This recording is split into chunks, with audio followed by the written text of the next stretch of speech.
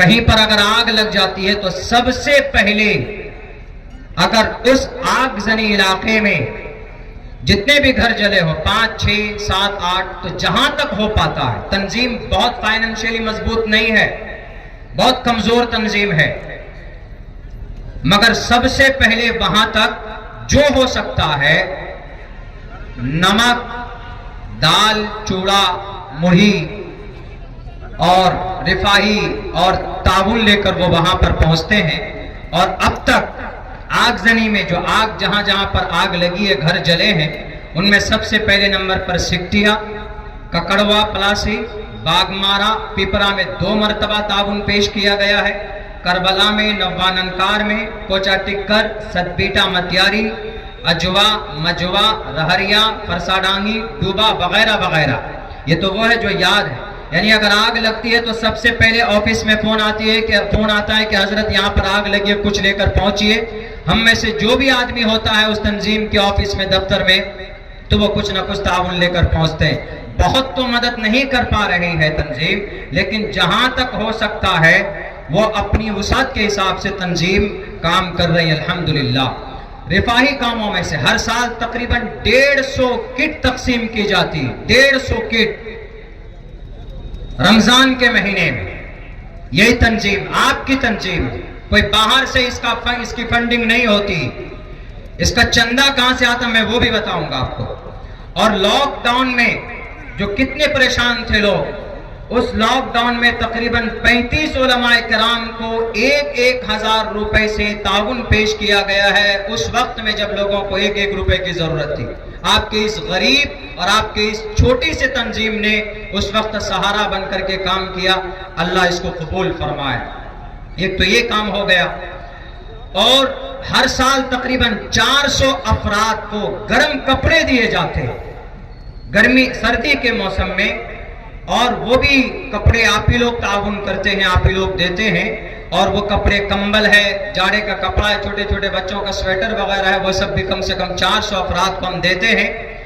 اور گاہے بگاہے کمزور افراد کے لیے کچھ لوگوں کو علاج کے لیے پیسے کی ضرورت پڑتی ہے، جہاں تک ہو پاتا ہے بن پاتا ہے تنظیم خود سے کرتی ہے یا کسی اور سے کرواتی ہے، یہ ان کے اغراض و مقاصد میں سے، اور یہ کام تنظیم کر رہی ہے الحمدللہ۔ اور ہم نے آپ کو بولا ہے بھی کہ دارالقضاء دارالفتاء سے عوام بھی فیضیاب ہو رہے ہیں، وہ تو مسئلہ آپ کے سامنے ابھی آپ نے دیکھا، حضرت مفتی صاحب کے بارے میں اعلان بھی ہوا ہے کہ دارالقضاء بھی یہ لوکل یہاں پر، چونکہ لوگ نہیں جانا چاہتے ہیں، کوئی بھی مسئلہ شریعت کا آتا ہے تو اپنے آپ کورٹ کچہری سے نمٹوا لیتے ہیں۔ میں مسلمانوں سے یہ گزارش کروں گا کہ آپ کا کورٹ اور کچہری بعد میں، پہلے آپ مسلم عدالت میں پہنچیے، قرآن و سنت کی روشنی میں مسئلے کا حل کرائیے گا تو اللہ آپ کی زندگی کے اندر برکت دے گا، اللہ تبارک و تعالیٰ کی طرف سے فیصلہ ہوگا انشاءاللہ۔ چندہ کہاں سے آتا ہے؟ ماہانہ چندہ تقریباً 365 افراد ہیں اس میں، آن لائن 365 لوگ ممبر ہیں، ان میں سے زیادہ تر حفاظ ہیں، قاری لوگ، حافظ صاحب لوگ، جو مسجد میں مؤذن ہے، کہیں پر امام ہے، کہیں کسی مدرسے میں پڑھاتے ہیں، اور وہ مہینے میں 30 روپے دیتے ہیں۔ ہم نے یہ نظام بنایا تھا کہ 1 دن میں 1 روپے دیں گے، 30 دن میں 30 روپے دیں گے، اور 365 افراد ہیں، ان میں سے الحمدللہ بہت سے لوگ دیتے بھی ہیں، اور جن کے دینے کی وجہ سے مہینے میں 8 سے 9 ہزار روپے ہماری اس تنظیم کے پاس یہ رقم جمع ہوتی ہے، اور انہی رقم سے ہم کام کرتے ہیں۔ یہ آپ کی تنظیم کا ایک چھوٹا مختصر سا تعارف آپ کے سامنے میں نے رکھا ہے۔ ہمارے اغراض و مقاصد کیا ہیں؟ ہمارا مقصد ہے کہ ہماری اس تنظیم کے بینر تلے ہاسپیٹل ہو، ہمارے اس تنظیم کے بینر تلے ادارے چلیں، ہمارے اس تنظیم کے بینر تلے مسلم فنڈ ہو، جو آج ہماری مائیں بہنیں بندھن لون کے اس جکڑن میں جکڑی ہوئی ہے۔ ہر گھر کے اندر بندھن لون کے اندر آدمی ملوث ہے۔ 50 سے 60 ہزار روپے آپ لون لیتے ہیں، 10 ہزار روپے آپ سود کا دیتے ہیں۔ کیا سود لینا اور دینا جائز ہے؟ اللہ نے قرآن کریم میں کسی بھی معاملے کو، کسی بھی مسئلے پر عمل نہ کرنے کی وجہ سے اللہ نے یہ نہیں کہا کہ میں تم سے جنگ کا اعلان کرتا ہوں، لیکن سود اتنا گندا اور اتنی خراب بیماری ہے، اتنا بڑا گناہ ہے کہ رب نے کہا فَإِن لَمْ تَفْعَلُوا، اگر تم نے سود اور یہ لون اگر تم نے نہیں چھوڑا ہے बाज़रो आओ मैदान में, बाज़रो का यही तर्जमा है, आओ मैदान में, बिहरबिन मिनल्लाहि व रसूलिही, अल्लाह और उसके रसूल से जंग के लिए तैयार हो जाओ। और आज घर घर के अंदर बंधन लोन का निजाम है, तश्कील होती है बाज़ाब्ता तौर पर बैठकर। आप कहेंगे कि मौलाना और कोई रास्ता ही नहीं बचा है, लोन के अलावा तो हम क्या करेंगे? अगर आपके घर में चौखट है, चौखट बेचकर आप अपनी जरूरत को मुकम्मल कर सकते हैं तो चौखट बेच दीजिए, मगर लोन के करीब भी मत जाइए। बड़े बड़े सूरमा बर्बाद हो गए हैं इसमें, इसलिए कि नाजायज और हराम है।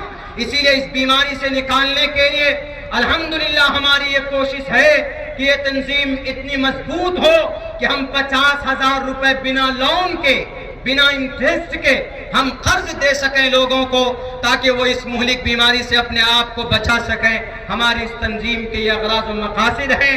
हॉस्पिटल्स, तालीमी इदारे और मुस्लिम फंड और गरीबों की मदद। सैलाब के वक्त में घर जल जाते, घर लोगों के बह जाते, घर जल जाता। मैं आपको एक बस्ती में कम से कम 10 ऐसी बेवाओं की लिस्ट दिखा सकता हूं जिनको जरूरत ऐसी है कि किस तरीके पर वो अपना खर्च चलाते। कोई किसी का पुरसान हाल नहीं है यहाँ पर, हर कोई अपनी रोटियां सेकने पर लगा हुआ। मालदार है तो 2 गुना मालदार होना चाहता, कोई किसी को नहीं पूछ रहा है। इसीलिए गरीबों की मदद करना हमारी जिम्मेदारी है, जरूरतमंद की जरूरत को मुकम्मल करना हमारी जिम्मेदारी है। हमें सिर्फ पैसा कमाने के लिए नहीं भेजा, हमें इस धरती के ऊपर से आलीशान बंगला बनाने के लिए नहीं भेजा, बल्कि अगर आपके पड़ोस में कोई तड़प कर मर रहा है और आपको अल्लाह ने दौलत दी है तो कल क़यामत में अल्लाह आपसे सवाल करेगा।